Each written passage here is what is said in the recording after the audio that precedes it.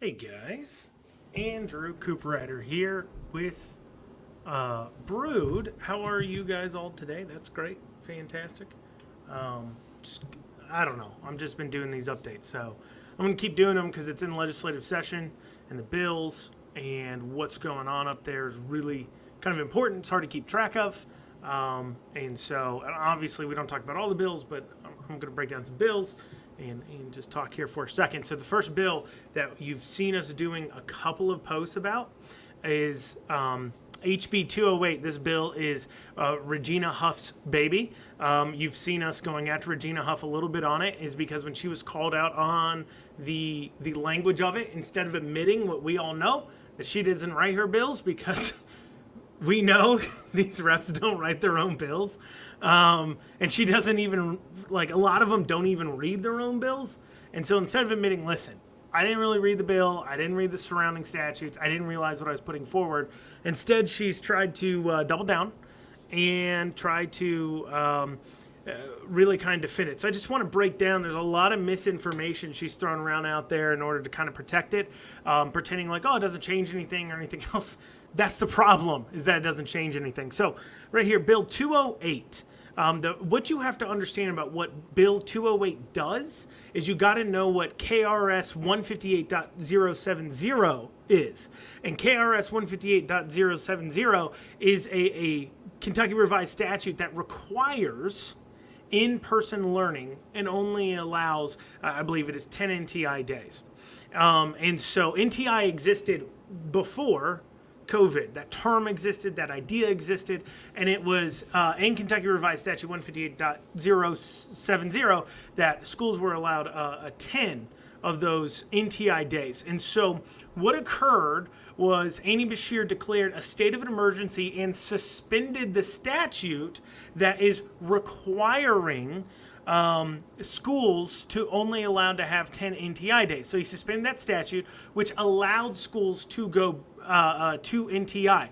At no point that I am aware of, that I've seen, has Andy Beshear himself said schools need to be closed or opened.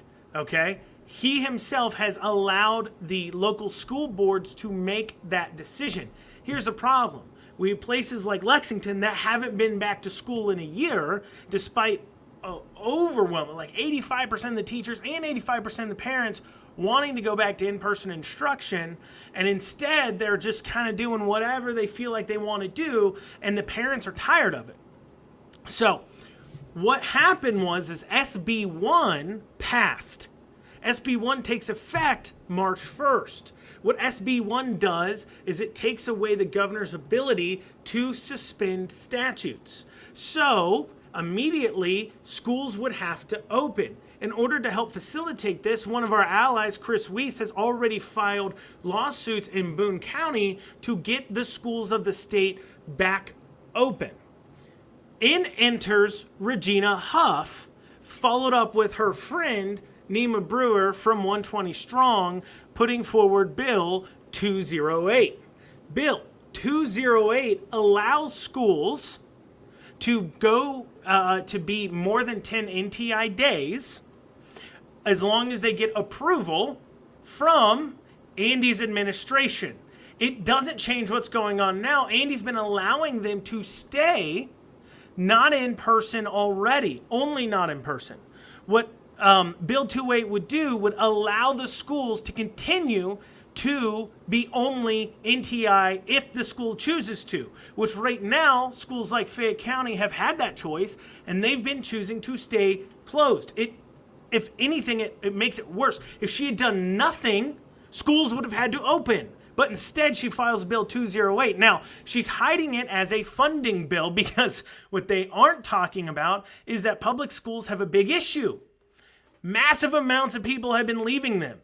In fact, if the private schools weren't limited on how many students they could take, the bleed off you would see from public schools would be massive. However, the problem is if they use their attendance counter to continue with school funding, they're going to fall short because they've lost so many students. So this bill allows them to use the attendance from the 2019 school year to count in their funding instead of their attendance moving forward. Now, if this bill wasn't dropped March 1st, they would have to open up anyways. This bill would allow the schools to continue to be not in person. I am not against kids learning through NTI.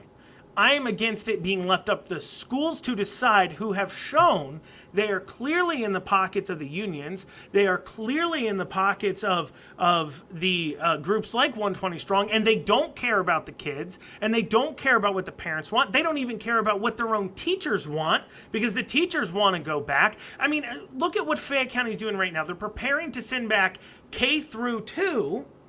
Meanwhile, their high schools are empty. What? Well, that doesn't make sense at all. I can understand saying, hey, we want to send back K through 2 because, we're worried about the amount of kids we have in a building, maybe. If they're still worried about that, then maybe that's the case, and that's an argument. But please tell me why Paul Lawrence Dunbar, Henry Clay, Lafayette remain empty. Why don't you bring back freshmen? Why don't you go to the middle schools and bring back some of those grades too? It doesn't make sense on why those are closed, because when you look at the case count to death rate with COVID as far as worrying goes, it's the same, actually less for older groups than it is for the younger groups, but it's still very, very minuscule. And I say this, look at the Fayette County schools, look at the state count of deaths due to COVID for under 20. Literally, it is not an overstatement. The flu is deadlier to people under actually 30, but 20 every year than COVID is. So your argument, it's not about keeping the kids safe at all. At all. And I'm sorry, but if you're a parent and you've got a kid who's super at risk means they're probably not going to school anyways. It is an irrational fear to be afraid of your kids catching COVID and dying at this point when you look at the numbers and you see we've had 2 in the entire state under 20. It's irrational. The flu kills more every year. Now, Bill 208 would allow schools to remain NTI and also allow their funding. And I had a nice little conversation about funding the other night for people to arm you, if you're talking to people that want to claim Kentucky spends the 35th lowest amount on schools. Kentucky's also like the 35th-ish lowest cost of living state in the country. It makes a lot of sense that we spend the 35th least on students, when we're also that low on cost of living. They correlate because, of course, a lot of the money is going to paying salaries. If you're in a lower cost of living area, you don't have to pay as high of a salary. Hopefully we're all understanding this. And so it's a little bit of a misconception they throw out there. Now, what is also interesting is the private schools this year, with their CARES funding and all their other funding and the money they normally get, have spent on average right around $17,000 per student that they had enrolled last year. We all know they have less now, but $17,000 per student they had enrolled in last year. What's interesting about that is LCA is tuition is right around $11,000 a year. So they're spending 50% more than private schools are to not put them in person, and then also to do a worse job. You cannot tell me we're not spending enough money. I know that is the thought process a lot of people have. Let's just throw money at an issue. That will not fix this. So, Bill 208, do not support it. Tell your reps, do not support it unless Amendments 1, 2, and 3 are approved. And Amendments 1, 2, and 3 fix this exact issue that I'm talking about, and it says that schools have to offer an in-person learning option and an NTI option. I'm sorry, they have the option to offer an NTI option, but they have to offer an in-person option starting March 1st. Bill 208 only works if Amendments 1, 2, and 3 are passed. If 1, 2, and 3 are not approved, Bill 208 keeps your kids out of school, and Regina Huff is to blame for it. There's 2 other sponsors on it, Lewis and Massey there. I wouldn't worry as much about them because, quite frankly, when they've been called out on it, they've remained pretty quiet about it. Like, they realized that the bill was kind of crappy and they didn't know it. But Regina Huff has decided to double down and come out and tell us we don't know what we're talking about. Meanwhile, I know exactly what I'm talking about. I know about KRS 158.070. Do not try to tell me it doesn't change anything, because that's exactly the problem. We need it to change. We need to keep these schools from getting to decide whether or not our kids go in person. That should be left up to the parent, because we're all paying our tax dollars still. And so we deserve to at least have kids getting an education that they can pass. Now, that's Bill 208. SB 213, that's by Adrian Southworth, one of my personally favorite state senators. Adrian Southworth, SB 213, ends the lockdown, ends everything, right? So SB 213 officially declares that the emergency for COVID-19 is over and it cannot be recalled again. It is not an emergency anymore. SB 213 from Adrian Southworth, that is something you definitely want to support as well. Now, I also want to talk about 2 days ago, the Democrats did a live video. The Democrats up at Frankfurt did a live video. They did an announcement about an unemployment bill. They said, oh, well, the Republicans have been doing this and that and this and that. They don't care about unemployment. Here's the problem. Your bill, of course, typical Democrats, the way they fix things is by throwing more money at it. It is not a money issue. We already dropped $21 million on an outside firm. We can't even get 400,000 emails answered. I don't think it's a money. If 21 million cannot get 400,000 emails answered, if Andy Beshear's answer to dealing with our unemployment issues is to give everybody waiting $1,000, why does it cost over $1,000 to process an unemployment claim?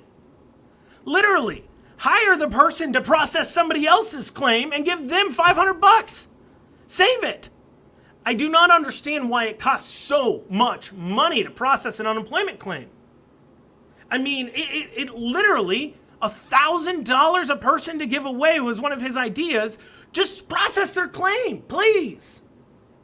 We gave $21 million to an outside firm. We can't get 400,000 emails answered, and the Democrats answered their unemployment bill is to throw more money at it. It's a leadership issue. That is clear. It's a crappy, terrible leadership issue. You can even try to blame technology, but I'm sorry, but just throw more people at the issue. At a certain point, you 21 million, answer your emails. I do not understand why you think we can just keep throwing money at an issue to fix it. It doesn't work. You need to change the leadership, and I'm sorry, but how many people haven't been fired that need to be fired over at the unemployment office? Because everybody in there, as far as I'm concerned, should be 3 months in at this point, at the most, because he should have been systematically working through and firing people. Meanwhile, he himself should be sitting down in an office every night processing claims with his own hands, because he has screwed over Kentucky to a point that he needs to fix it. And that's the kind of leadership we need. We don't need more money. We need somebody to get in there and get the work done, but he can't do it. He's a failure. Which moves me on to impeachment. Now, I've been mentioning Allison Ball's investigation.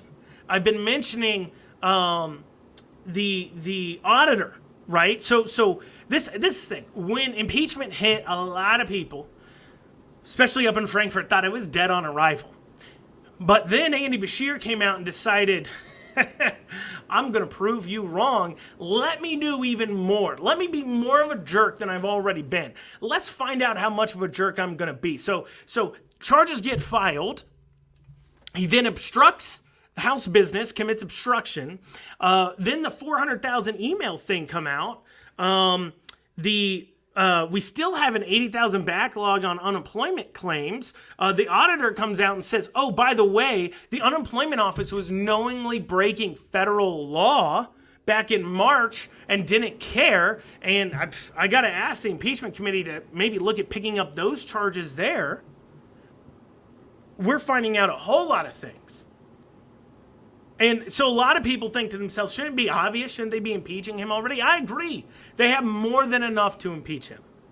They have a premeditated attack on civil rights. When you sit there and say, this is a First Amendment issue, obvious litigation would appear. What you're saying is I know I'm infringing on people's rights, but instead I'm going to go do it anyways. I said this last night. The people of Kentucky should not have to have a lawyer on retainer to protect their First Amendment rights. They shouldn't have to be worried about being violated by their governor, which it's a violation. He's violating Kentuckians, and then needing a lawyer. And his defense, this is what's worse, his defense to the church ban was, well, I didn't really do it. Yeah, we wrote down license plates, and yeah, we talked about using force if needed, and yeah, we put notices on cars and wrote tickets, but we didn't really do anything.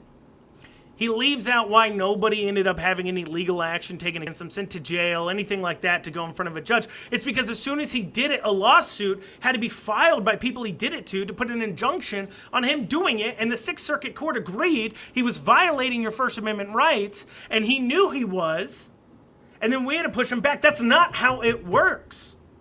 We should not have to sit here with attorneys ready to defend ourselves from our own government.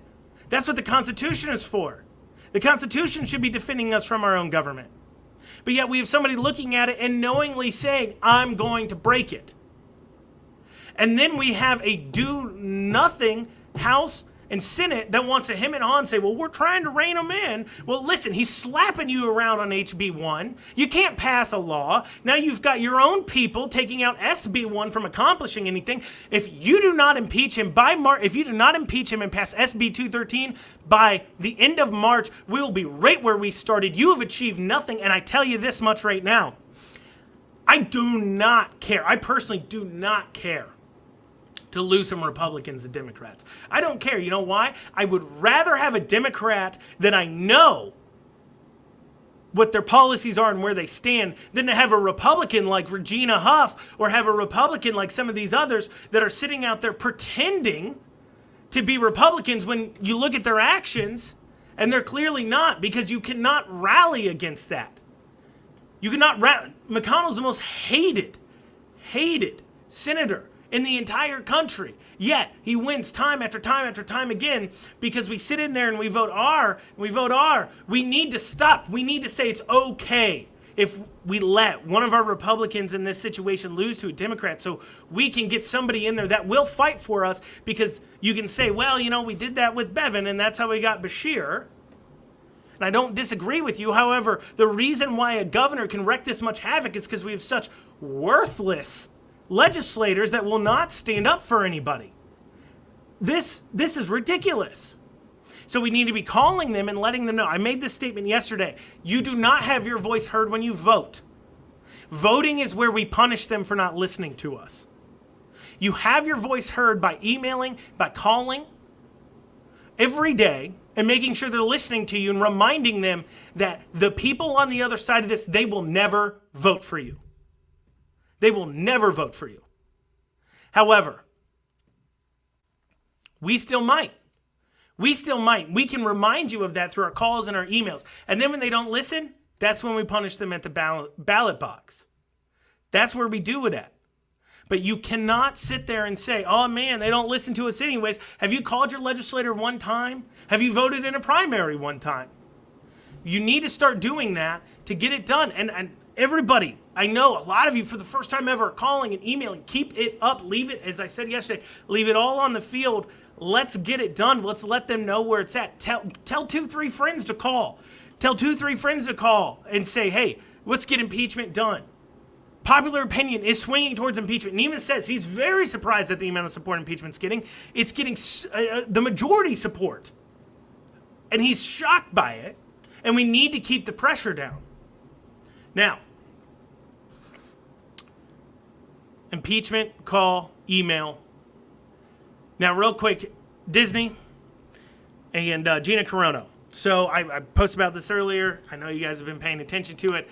Gina got fired from Star Wars for saying a historical, factual thing of saying that Nazis used the neighbors to beat up on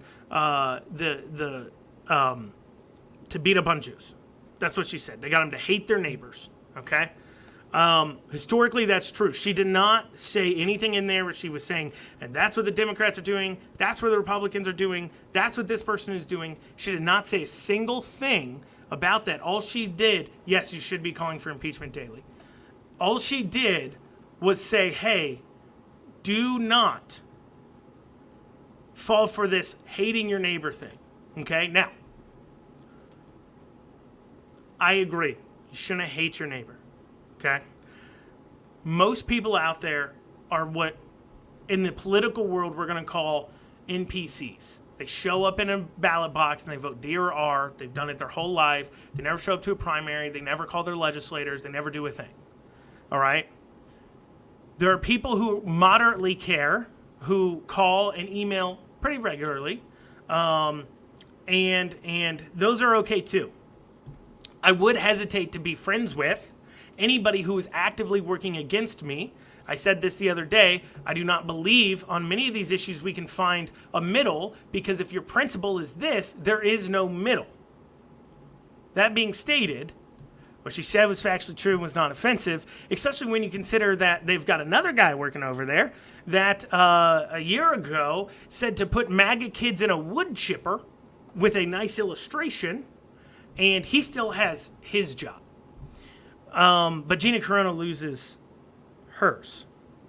And so my point of saying this up is, do not be gaslit. This is a culture war. And we are now fighting in it, and we have to start standing. And the way we start standing is by going on, and I hear you guys all the time say this, and I hear where you come from. I get off Facebook, or I don't like to type. I can't be on there anymore, or anything else. Listen, we know we are the majority, at least here in Kentucky. We know that. We know. We need to ensure that we are breaking through their echo chambers. They sit there on their echo chambers talking to each other, and it winds them up and it makes them feel like they're the only ones who have an opinion out there in the world, and they're completely right. We need to shatter that and make them feel as uncomfortable online as we do. When they post something saying, man, the top 1% should really just be paying more in taxes. And you know, we can go back and forth about taxes and things like that, but at the end of the day, especially income tax has a moral issue with it that I have, but they say something like, oh man, we just need to be giving more money to the schools to get better things done. The correct response is, ew. You want to take stuff from people? What? You want to take things from people? That's gross. That's the proper response we need to be having. That's the culture shift we need to have online and here in Kentucky if we want to stop living in a world where we're afraid to speak, we're afraid to have an opinion. We need to make sure we live in a world where it is clearly unacceptable for you to believe you have a right to anybody else's things, life, property. It needs to be very clear that that is the case. And I'd love to see you guys stepping it up. Not on our page is great, but when you're out there in the world and you're seeing it, don't be afraid to comment. Be like, man, I don't think it's a good thing to say you should be taking people's stuff. Okay, we need to break through their echo chambers, and we need to make sure we do everything we can to stand up and fight the fight online, I guess you could say, because there is one. There is a culture war online, and it has real world consequences like Gina Carano getting fired. And we have to take a stand and say, hey, we won't accept that anymore. So, wrap up and kind of summarize everything. Bill 208, garbage. The original sponsor of it, Regina Huff, garbage. Amendment 1-2, I'm sorry, I shouldn't say that. That's a terrible thing. She actually does do some good votes. I will say that occasionally, but so do most Republicans. It's the edgy ones where you actually got to stand up that matter. But Bill 208, so I'm sorry, I won't say that. Bill 208 is garbage, and the person who wrote it should be ashamed of it, and Regina Huff should be ashamed for not reading it. Now, Bill 208 with amendments 1, 2, and 3 is okay.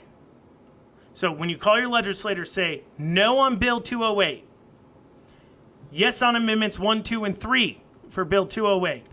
I know it's contradictory. They'll understand what you're saying. Trust me. So shoot them an email, call them.